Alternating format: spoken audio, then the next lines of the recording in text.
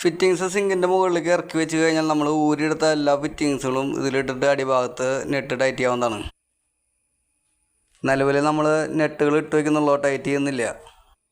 നെറ്റുകൾ ഇടുന്നത് കുറച്ച് സ്പീഡായിട്ടാണ് കാണിക്കുന്നത്, വീഡിയോയുടെ ലെങ്ത്ത് കൂടുന്നതുകൊണ്ടാണ്.